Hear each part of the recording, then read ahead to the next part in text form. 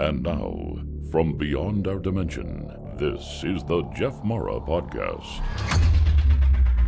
Here's Jeff. My guest is Denise Roussel, whose life was profoundly changed after the passing of her son, Cory. Through her grief journey, she discovered an ongoing relationship with Cory as her spirit guide, opening her to profound spiritual experiences and a deeper understanding of love beyond death. Denise, thanks for joining me and welcome. Thank you for having me. It's a joy and a pleasure. Well, the pleasure is ours. And Denise, let's start with the story of your son and how that all unfolded.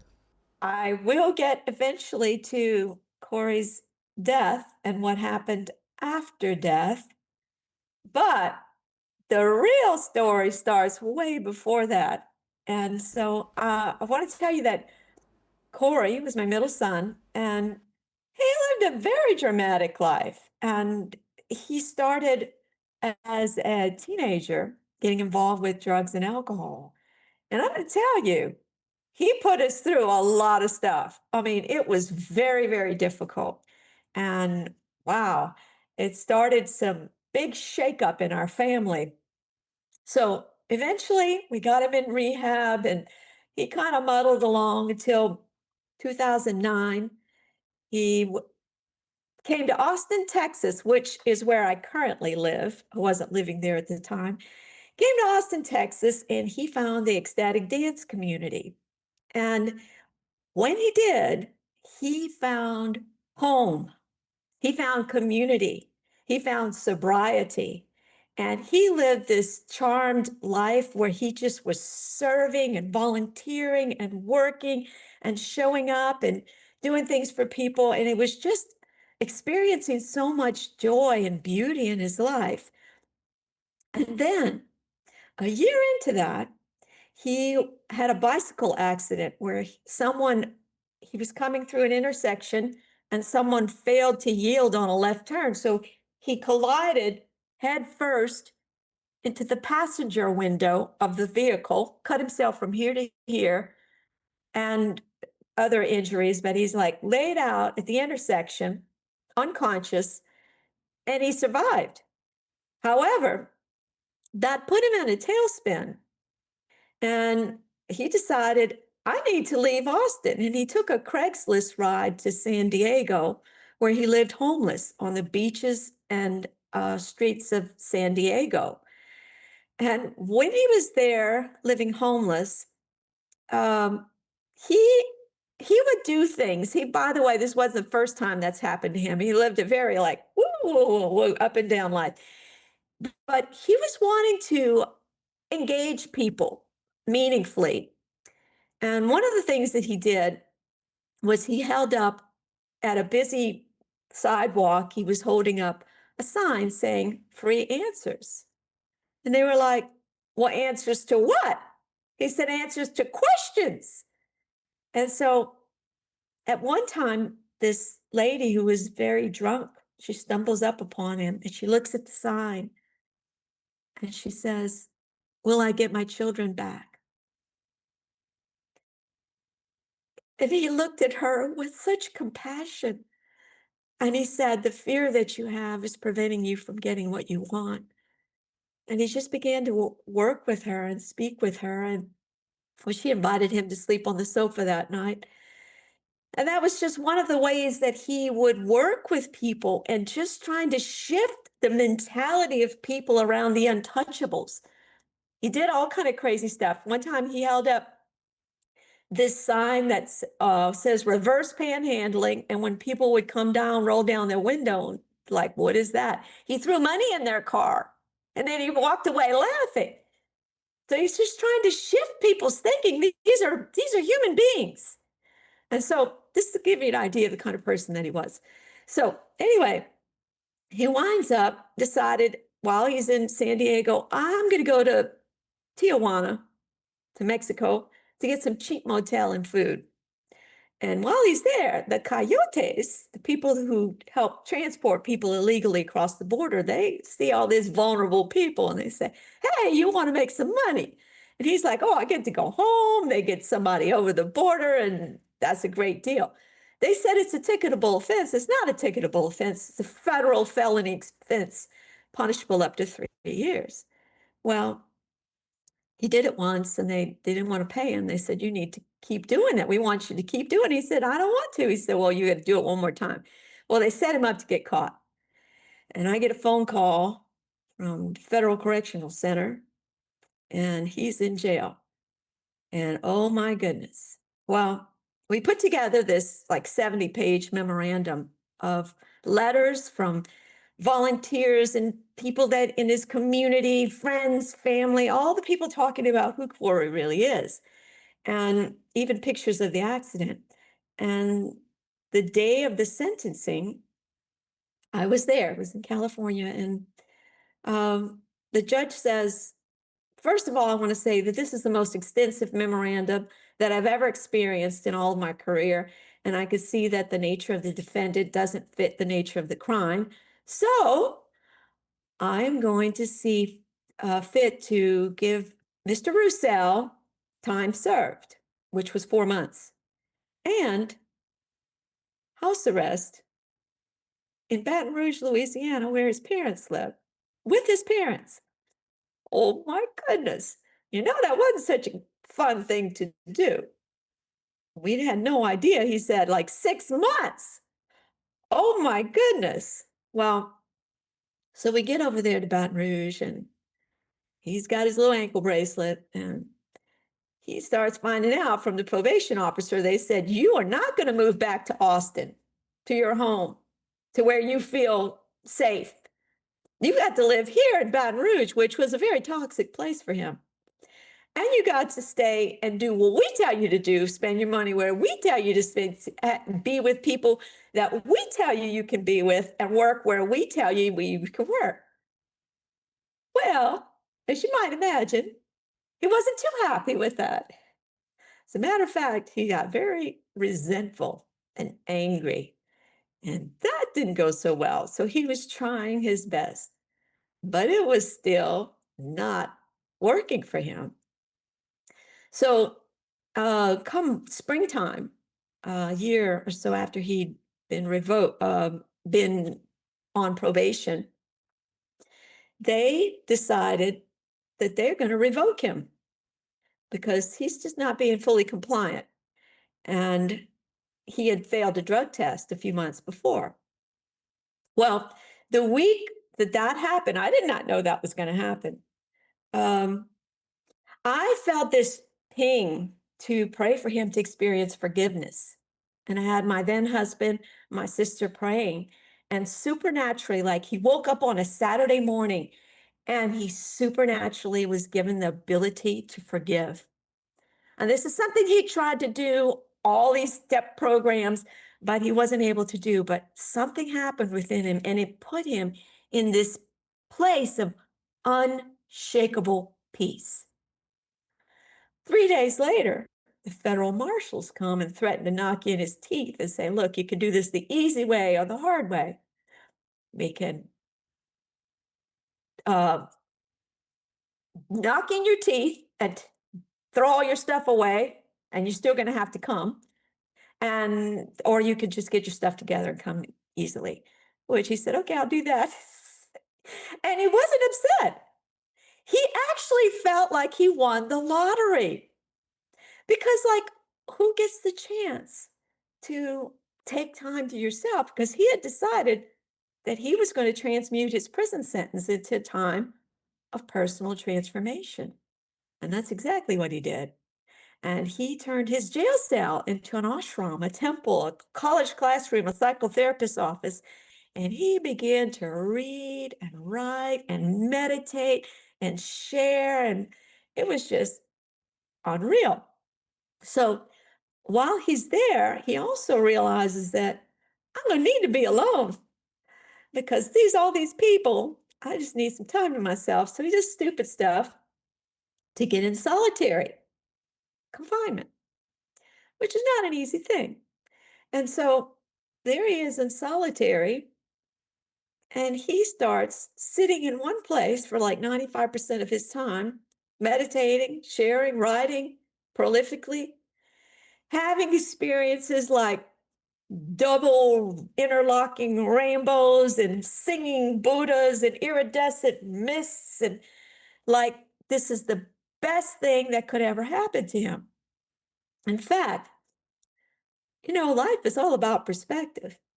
When we think everything's going so terrible, imagine this. Here he is in solitary confinement in prison, having these experiences. And he said that he used to feel like he was like in the zoo, in an exhibit in the zoo, because like every day they'd have like 20 people come by and look in there and say, "Are you okay?"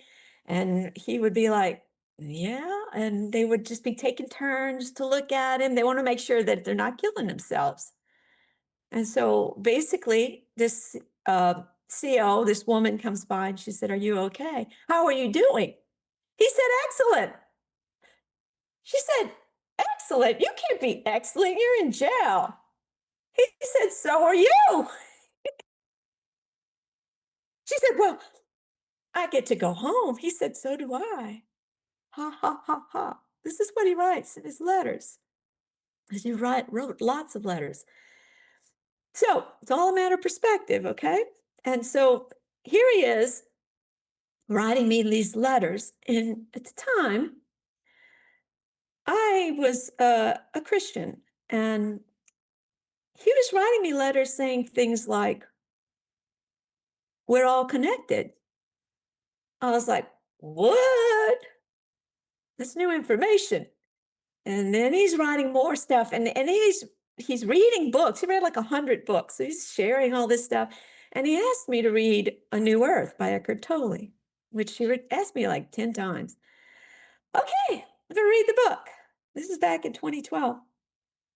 And I read the book, and then like a month later, something happened that I just decided, oh, I'm ready. I've decided that I'm going to let go of everything that I've ever believed, good, bad, right, wrong, tradition, religion, and I am going to go to the I don't know. And I'm not going to lie, I felt like I got flung off into outer space. And I didn't know anybody who was doing that except Cory. And he was across the country in San Diego. I was living in Baton Rouge. And so he became like my teacher, my guru. We didn't say that, but it was so powerful. And I'd gone through such a shift. I didn't realize at the time that this was part of his preparation for his exit from this dimension. So he gets out after a year, and he lived for another year and a half, the last 6 months of which were a truly blossoming time, really enlightening time for him. Well, one day he calls me up and he said, "Mom, it is our due diligence. It is our responsibility to document the truths and inspirations by which we live." And he started this project, encouraging people to create a document that did this. And his was like these quotes and these exposés. And I'm a creative person, and I just decided, well, I could surprise him for his birthday. And I will format this into a little book where there's a quote on one side and an expose on the other.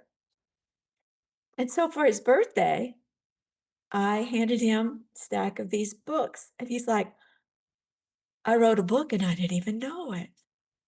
And 2 months later, he passed, and we distributed over 500 copies of that book. So fast forward, he had decided was living in Austin after he was out of prison, and he was coming to visit me in Baton Rouge.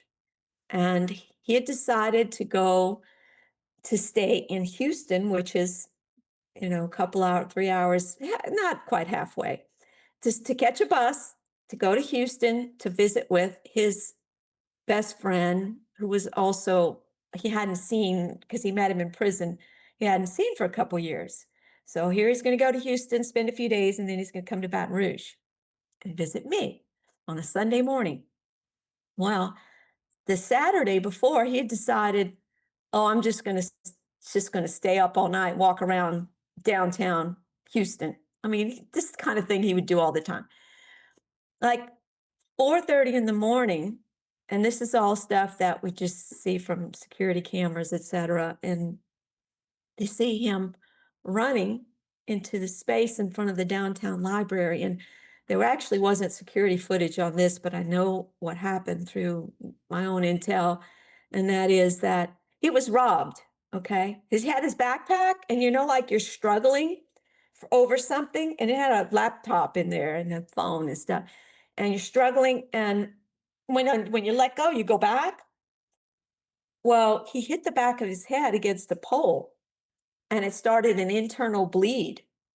And he wigged out, just like didn't know what was going on. He just started running down the street, and he ran down into this parking garage, which was 2 blocks down. And like it was Sunday morning, so there was no security guard. It was just like the gate, and it's an underground garage.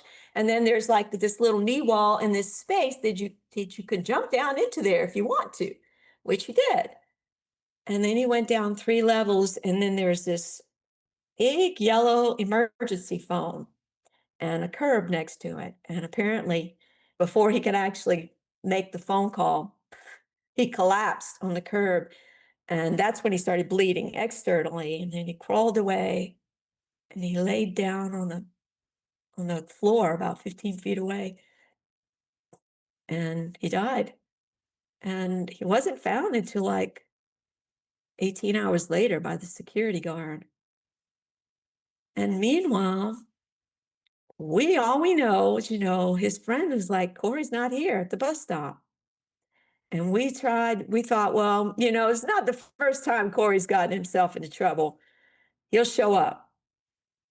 Sunday we're worried, and we realized, because of different things, we realized his phone got stolen. And then Monday, I spent the whole day calling jails and hospitals and different places where he might have been seen. And about 4 o'clock in the afternoon, I get a phone call from the Harris County medical examiner's office. And I just said, is my son dead? And they said, yes. And I just started screaming, oh my God, oh my God. They're like, do you want us to call you back? I said, no. I said, what happened? They said, we can't tell you because it's a homicide investigation. And by the way, I don't think anyone's trying to kill Cory. It was, they just wanted to rob him, and the circumstances warranted that he was killed. He died. Anyway, through much effort, I finally got up with a detective, and all I can tell you is my heart goes out to everyone who's lost one of their own. Trauma. That is one of the biggest traumas that a person can endure, especially when it's so unexpected. And so I was having this experience of being completely sucker punched, completely just grief, just like zoomed down on me. And at the same time, I was being held. I was being held and supported because of this experience I'd had already with Cory. And I knew I was granted 2 gifts. And they were the gifts of acceptance and perspective. I knew something bigger than his death was going on. And so here I am trying to navigate this intense experience with grief, and then having this knowing that something greater is going on. Well, 2 days later, we go to downtown Houston, where he's prepared to being cremated. And they let us have a visitation. And since he wasn't embalmed, he just looked like he was having a nap. He looked amazing. And so our family, we each took turns with him. And then they had them like chairs where the family and friends were sitting, and I was standing up at the front next to Cory. And all of a sudden, I felt like this of like cool water. It was like running up and down me. And I just started laughing and crying at the same time. And I know my family were like, she's losing it. And I just looked and I said, he's not here. He's here. And so that was the first, like, really wow, spiritual, supernatural experience I had. The next morning, right before I woke up in that kind of space where it's pretty lucid, I had a dream and Cory was there and he had this big snake coiled around his arm and the snake had its fangs bared. And I said, is it poisonous? And he said, no. And the implication was it's not going to kill you. And he put the snake's head right in my face and I screamed, no, Cory. And I woke up crying and I knew exactly what he was telling me. He was telling me, I need you to face your fears, Mom, because you have a big job ahead of you. And it's going to require a lot of courage. From that day forward, I made it my life's mantra to face my fears, to allow, and to open to love. And so I realized that now I've got his support, but it's from the other side. And it was as if he was telling me, I'm finished now, and I'm going to the other side where I can be of more service. So before I move on to some of the stories of what happened after that, I would love to pause and allow you to ask any questions if you'd like to. You did such a great job explaining it. I don't have any questions. Okay, well then here we go. I There were so many stories and there's so many experiences that I don't have time to go into all of them, and it's ongoing. I have an ongoing connection with Cory, and he is a support and and a guide. So I'll tell you quickly. A couple weeks, a week and a half after he passed, um, the day before his Austin memorial, we had a Baton Rouge memorial and an Austin memorial. And the day before his Austin memorial, one of his friends, which is the ecstatic dance facilitator, walked up to me after the memorial and he had this scarf on and he was like, uh, actually, I forgot to say, a couple of days before, I got a phone call in my dream, and it sounded like just like if you were to call me up on the phone. I heard Cory's voice, and he said, I got you something for your birthday, which was a few days later. I started crying. I'm like, oh my goodness, I could hear his voice. And so the day of the memorial, which was the day before my birthday, Oscar walks up with this and he said, I went into this store, 10,000 villages, and I didn't really need this, but I saw this scarf and it reminded me of Cory. And he said, and I bought it and he put it on my neck. And I was like, oh my gosh, he did get me something for my birthday. So another experience, couple months later, uh, we were in Antigua, Guatemala, and we were staying in an Airbnb. My cousins were there. And long story short, when my cousin walked out to the back patio, all of a sudden, me and my family were sitting at the table. We could smell the smell of roses. So pure, so vivid, so alive, and so beautiful that you couldn't even, like, if you put a rose in your, you put a rose and you smell this, it's not even as beautiful and strong. And so my cousin, which by the way, by this time, I was having a lot of experiences and my family thought I was losing it. Okay. And I'm not gonna lie, I felt very gaslit. And I didn't want to say anything. I knew that roses did have this vibration of love and that it was not uncommon for it to be about a one who's passed. My cousin, my daughter said, "What is this about? What does this mean?" And my cousin said, "Well, it could signify the passing of a loved one, like your son Cory, like your whatever brother Cory." And later, it was so strong, and then she told me, "You need to go out on the patio and spend time with Cory." The next day, she told me what happened is she could see him walking, Cory walking in, walking around the table where we were, and walking back out to the patio. So that was pretty amazing.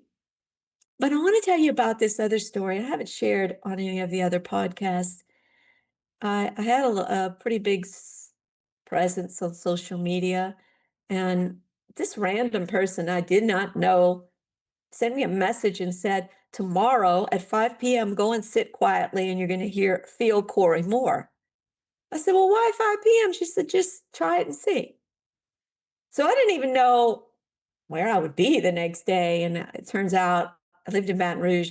We were taking a trip to New Orleans in the evening, and we pulled up right before 5 p.m. and parked the car, and I told my then husband, "Just go on. I've got something to do."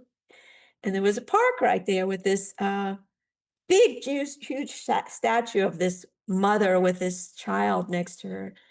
And I went and stood in front of the statue. And then all of a sudden I hear, bong, bong, the church bells ring. It's 5 o'clock. And I felt this presence like of peace kind of descend upon me. But I'm not gonna lie, I was kind of expecting more. I was thinking that someone would walk up to me and I would have an experience with them. Somebody did walk up to me, but they didn't. All they said was hi. And then, okay, after a few minutes, I'm like, okay, that's that. And then I saw this guy laying on the grass, this homeless guy laying on the grass. He seemed very friendly. I had also done a lot of work with homeless people. I went over and I said, "Hi, how are you doing?" And he said, "Great." And I said, "Would you like some socks or a bottle of water?" Because I would give things out like this. And he's like, "No, how about just having a conversation?" And he tells me, "By the way, we're the same age." Well, by the way, I don't look my age. Okay. I'm like, "Oh, is that so?" And he said, "Yeah." He pulls out his driver's license and it shows, he said, "Yeah, I'm 52." His birthday was April 1st, which is April Fool's Day, and in 1962. I'm like, "Oh my gosh, it's the same year I was born. How in the world does this guy know this?" So we get to talking, and he starts telling me a story. And he tells me that he lived in California and that he smoked a lot of weed on the beaches of California. And I'm like, "Oh, Cory did the same thing." And then he's like, he was a lifeguard on the beaches of California. I'm like, Cory saved somebody's life on the beaches of California from drowning. Then he starts telling me about how um, well, no, he was, I was talking and telling him about Cory and asking him to read Cory's obit in this little book here. And he's like, "Oh," he's just smiling. And then he said, "Oh, I want to show you my scar I got. I broke my collarbone in a bicycle accident."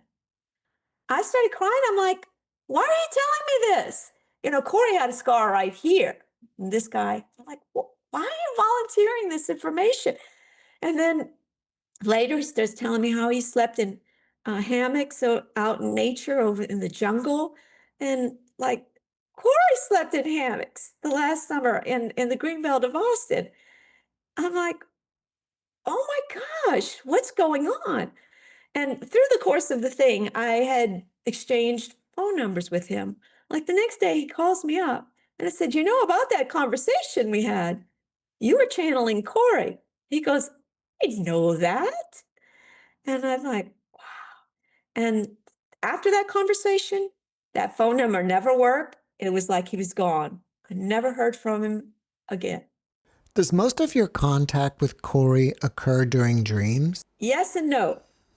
Back then, most of it did, except those experiences, and that was just a few of them.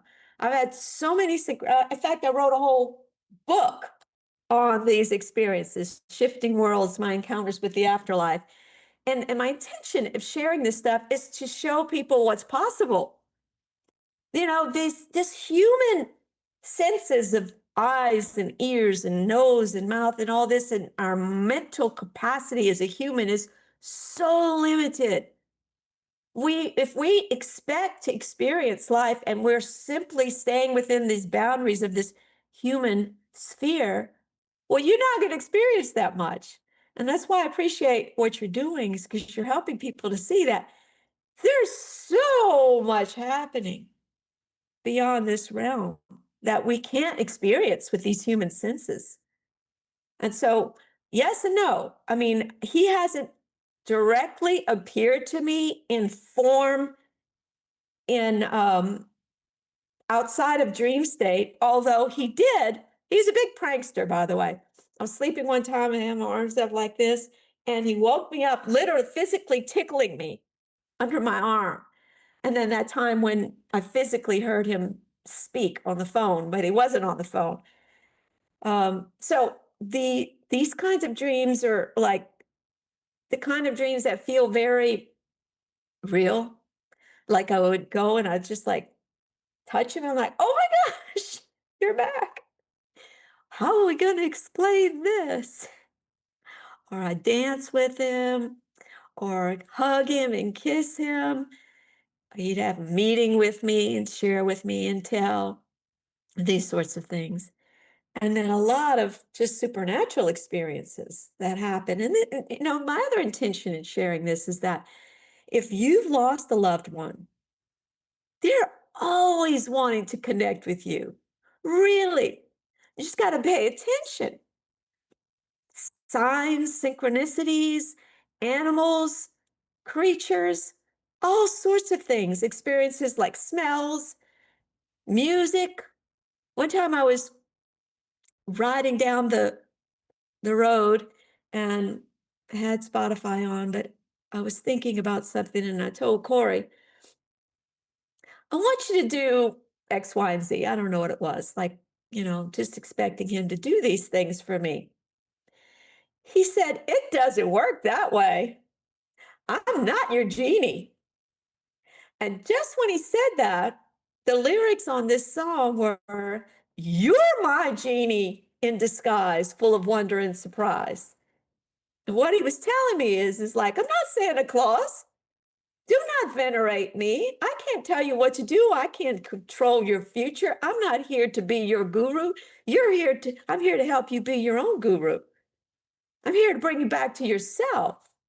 And that's the invitation, that these are powerful beings, but they're here to support us, not do it for us.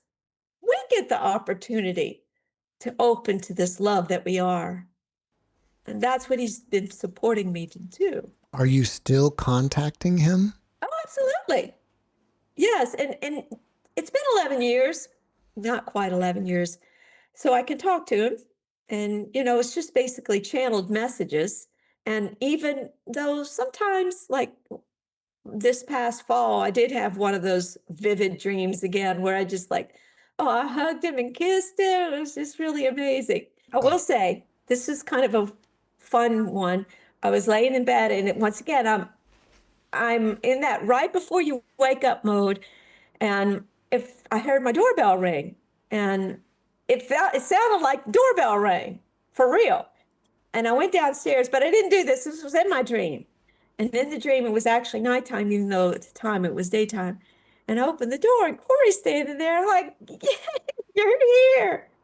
And he said, he had this cylinder of blue light. He said, watch this. And he just put it right into my chest and lit me up. Do you feel that our loved ones are around us all the time? Absolutely. I have this aura picture where, have you ever heard of those? I went to Sedona and they do these little pictures where you can see Hmm. the auras around you. And in this picture, it's all gold. And then right there is this white ball. That was him.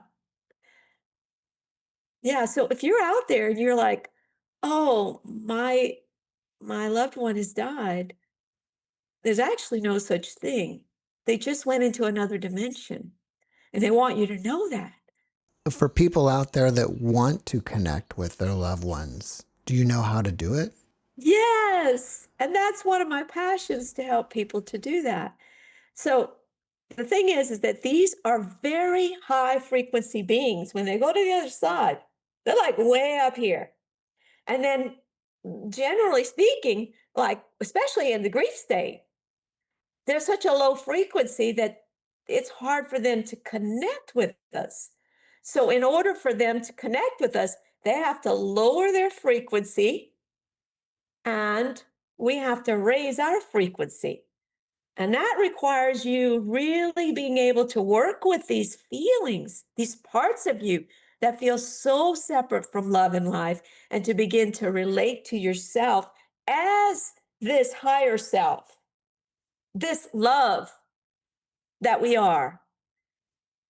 Yes, which is one of the things that I want to talk to you about before we get off of this podcast, and how this experience with Cory brought me to this process of how to work with myself, how to deepen my connection with Source, because he's not the only being that I connect with.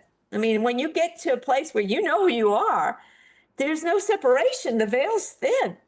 You can have all sorts of support. Many people say or talk about raising your frequency, but what does that really mean? And what I mean by that question is, are you becoming more aware? Are you becoming a better person, kinder, more honest? You're not becoming a better person. You already are infinitely worthy.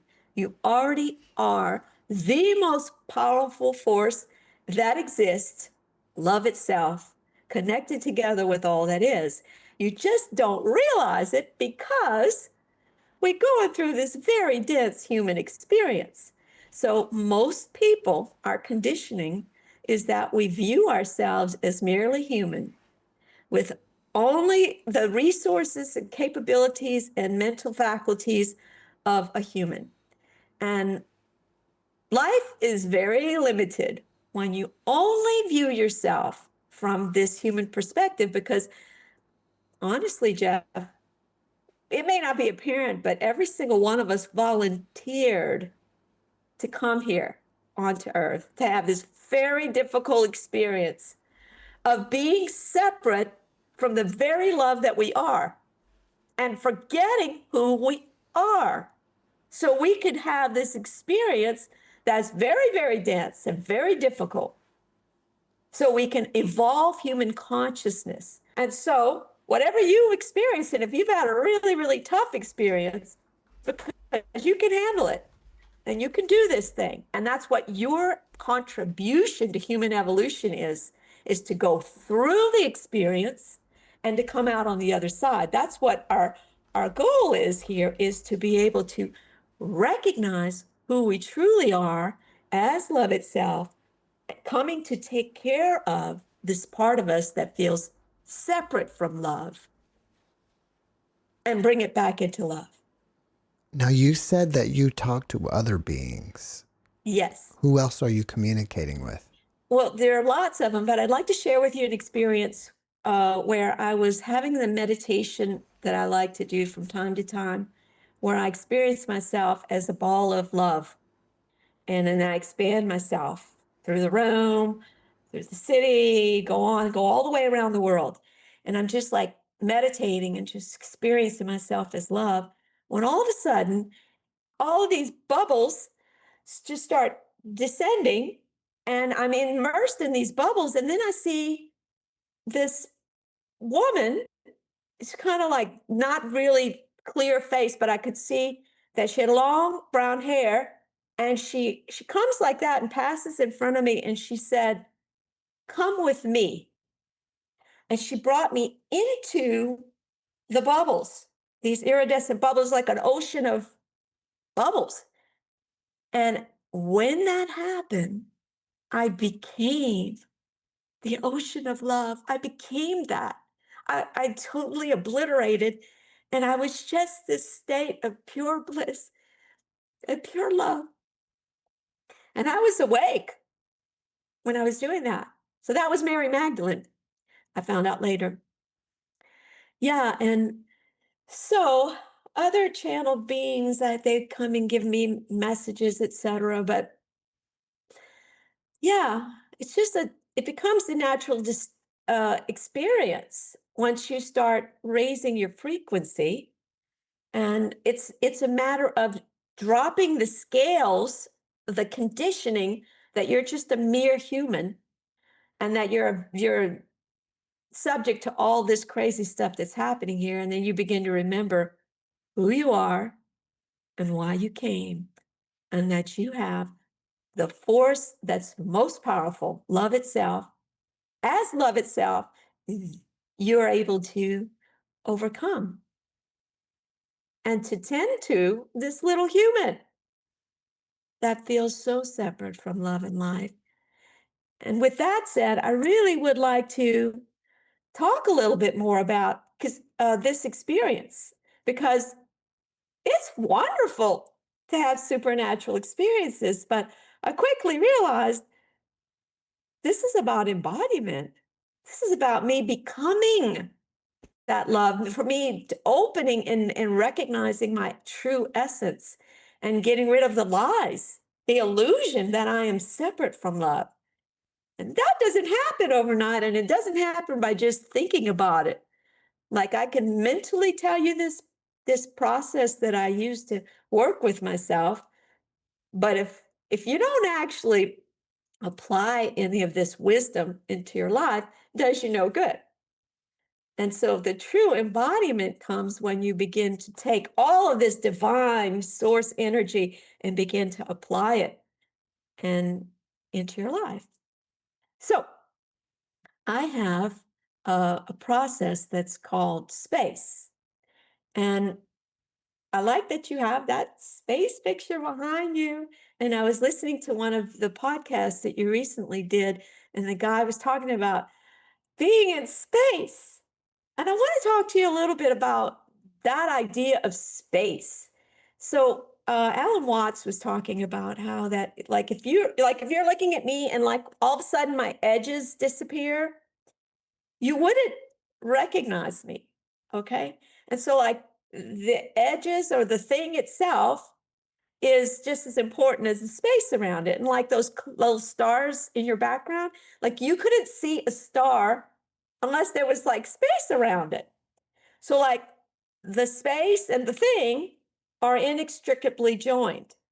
Okay. And so, what I've experienced is that my everythingness connected together with all that is, and my nothingness, infinite space, are one and the same.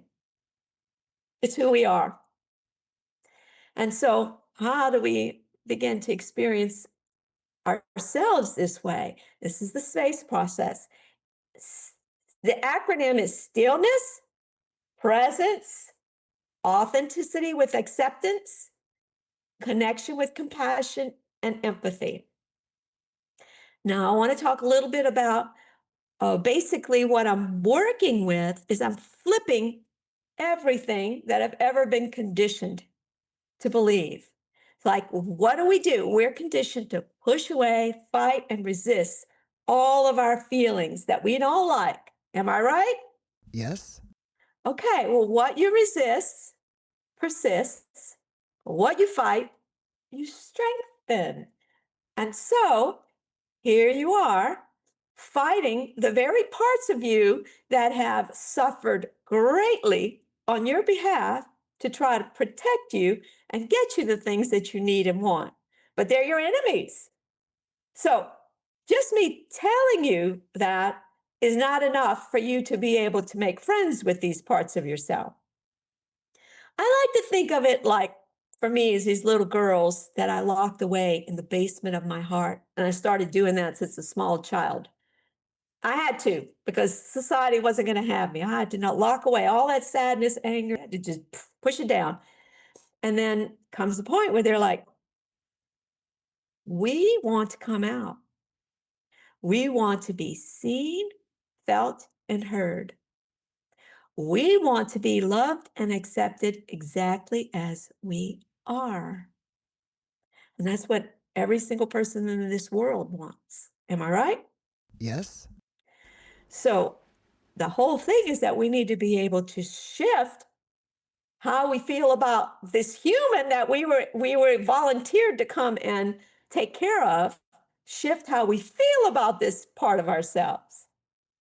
And so it's important that we start with stillness. And I'm going to use that word instead of meditation, because meditation has such implications that people think they have to not think and all this stuff. I just invite people to throw all their thoughts out the window about meditation and think of this as a chance to calm your overstimulated nervous system by just sitting still. And I invite people to use a timer, a meditation timer called Insight Timer. Set a little starting bell, ambient music, ending bell for 5 minutes if you've never meditated. And sit in a chair with a back that's comfortable. And sit in the chair for 5 minutes the first thing you wake up. That may be hard for some people at first, but the whole idea is to make a habit that is so natural that it's like drinking a cup of coffee or brushing your teeth.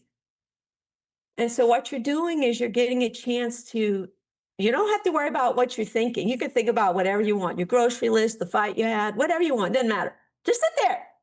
Just sit there. Because it's kind of like this.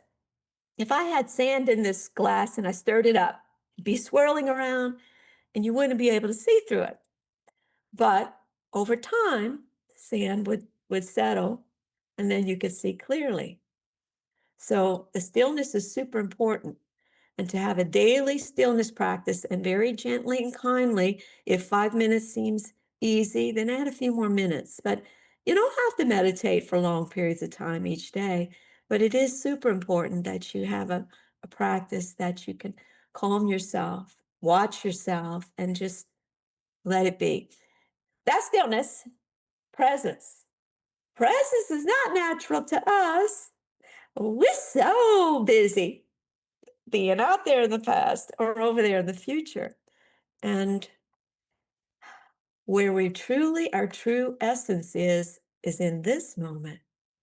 And the reason why presence is so important is because presence is who we are, connected together with all time, all space, everything, everyone in this moment. So if you want to experience your divine, limitless nature, your true essence, learn to be present. And so because we don't know how to be present, we practice presence in very simple ways. And the idea is that, like, if you go to a gym and you want to lift 200 pounds, well, you don't start with 200 pounds. Maybe you start with 10 pounds or 20, and you build up to that. So the more you practice anything, the easier it gets and the better you get at it. So I like to encourage people with some simple things like think of your breath throughout the day and then take a deep breath and look around the room. And you go along your day, maybe later on this afternoon, I'm going to think of my breath. And you bring yourself back to this moment.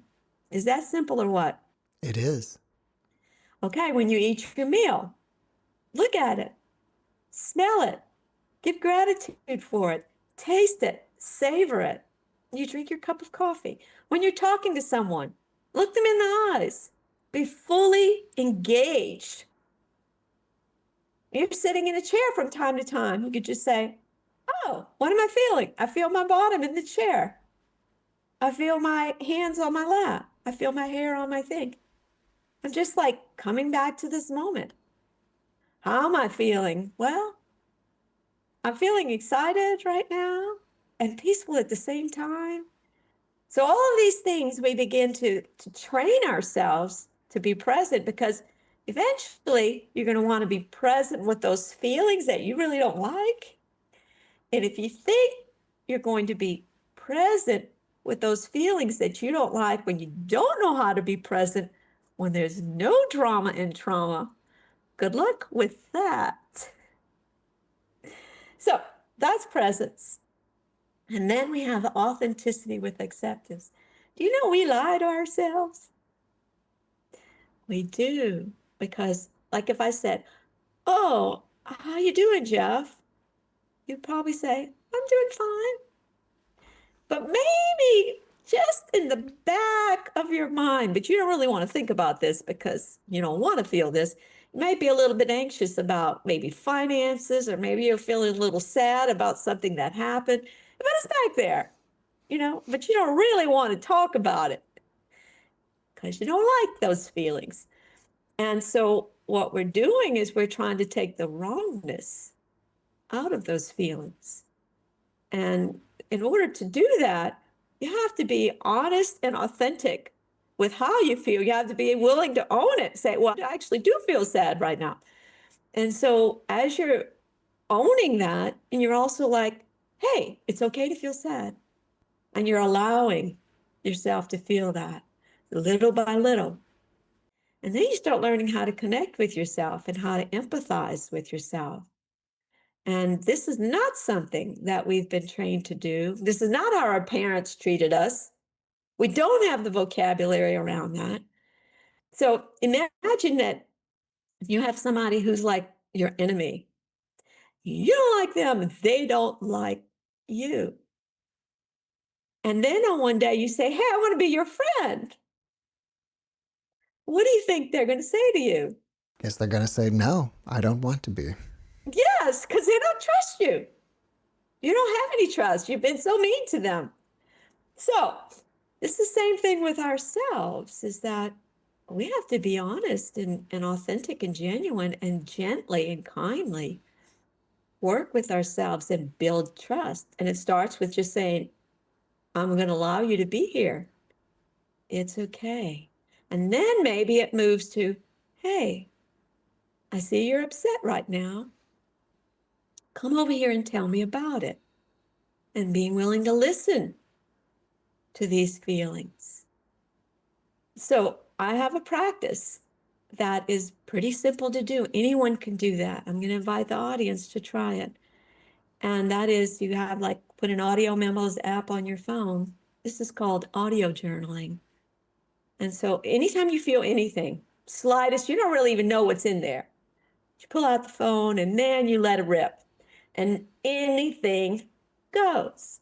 You could cuss, you could scream, you could call people names, you could cry, you could do whatever you want to do.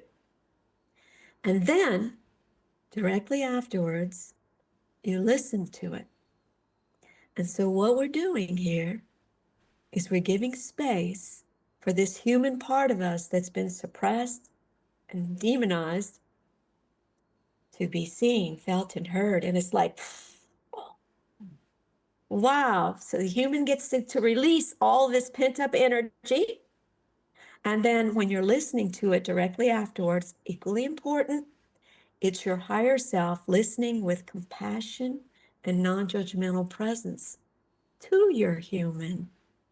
And I've also developed vocabulary to include things like talking to myself by saying things like, I'm so sorry.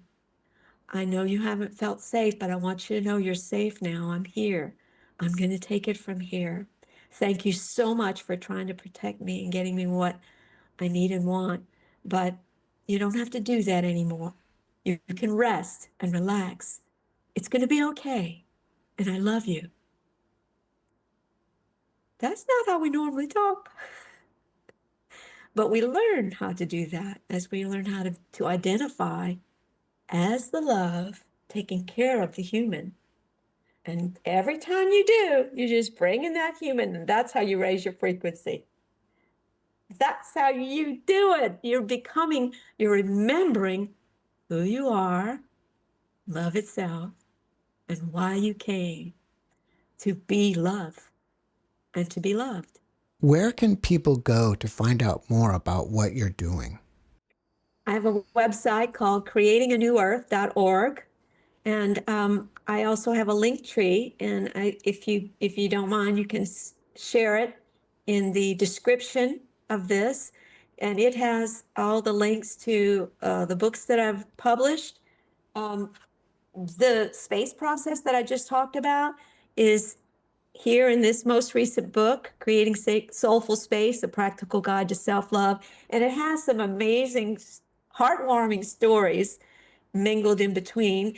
And the thing that's really special to me about this book is that it is written so simply. I mean, like a child can understand these concepts. In fact, that's the beauty of the culmination of my grief journey, is that I've learned how to work with myself in a way that's so simple, so effortless, so graceful, and so compassionate. I've learned how to open to this love that I am, and I adore sharing these processes. It's done in such a simple, simple way. Most of the time, people think, I got to do one more thing. I got to try harder. I got to have more willpower. I got to muscle through. No, I actually am doing the opposite. I've learned how to be gentle and kind with myself. I don't push myself. I don't force myself to do a single thing. And it's so much more fun. And speaking of fun, that's a big part of my life. So, something I didn't tell you is that sadness is joy in its shadow form. So, when you're able to love and accept your sadness as it arises, you transmute it into joy. And so, this is how I live my life, and it's not hard. And I love to have fun. This whole world is my playground. I'm here to have fun. I'm here to embody this joy that I am. And it's not, it's what who I am. It's my gift to the world. Denise, before we finish up, can you leave us with a last positive message? Yes, you are here to love and be loved. Though you feel alone, you are never alone. You're always supported by love. You're invited to remember who you are and why you came. Denise, thank you for your message, and thank you for being my guest. It's my pleasure. Thank you for having me. Thanks for watching the JeffMara podcast. I really appreciate you. Another way to show support is through YouTube memberships. And if you do, there are loyalty badges and other perks depending on your level of membership. All you need to do is click the join button underneath the video to find out more. Thank you for your support.